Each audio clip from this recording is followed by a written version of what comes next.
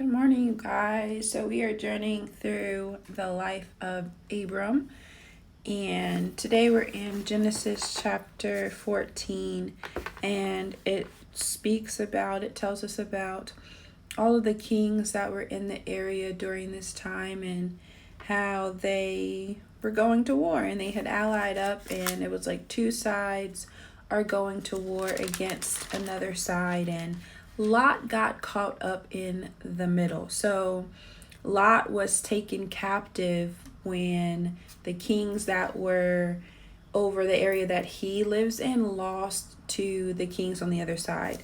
And then word got back to Abram that Lot was taken captive. And what did Abram do? He got his squad together and he was like, you guys, we're going to go out and rescue my nephew. And I think there's a lot of things that we can learn from this story. One, Abram went out with like the people around him. They had, I think, 318 men that they took out, and they're going up against kings who like have been warring with each other, who have armies, who are about war and about fighting. And Abram literally sets out to rescue one person, and he defeats these kings that these other like group of kings failed to defeat. And when he defeated them, the Melchizedek, he was a man of God. He was like, it was like real, recognize real. You know, he was like, man, you have to be a son of God in order to have done what you've done. And one of the things that I was wondering is like in our lives, are we doing things where it's like, man, you have to be a son of God. Man, you have to be a daughter of God in order to be able to do what you just did? Are we really like drawing and relying on the power of God so much so that by the very way we're living and the things that we're doing, it's seen and it's evident that we are a servant of the Lord?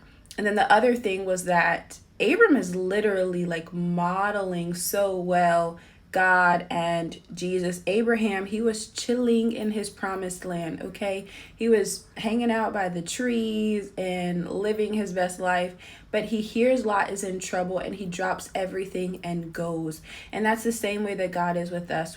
God is chilling, like God is ruler, sovereign, doing his thing, but every time that he hears that one of us is in trouble, he literally like moves mountains to be able to rescue us. Our issue is that sometimes we don't want to be rescued, and that's a whole nother story. But God, we always can trust in and rely on the fact that God knows what we're going through and that he is on the way to save us. If we think about Jesus, like Jesus was in heaven with God in paradise, chilling, living, like being himself.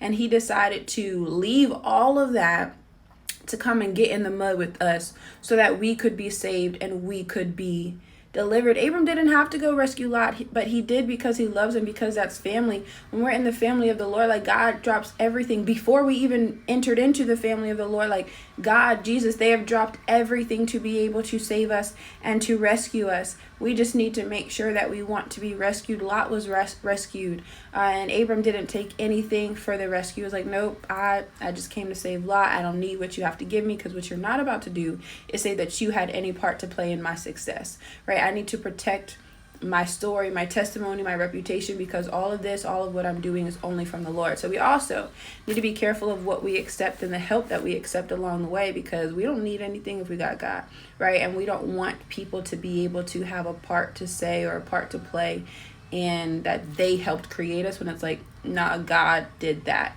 And it's not to say that God won't use people, but we always have to make sure that our story, our life testifies that he is great, that he is our provider, and that he is our Lord. There was a whole lot in this chapter, but those are three of the main things I'm really focusing on and taking away, y'all. Have a great day.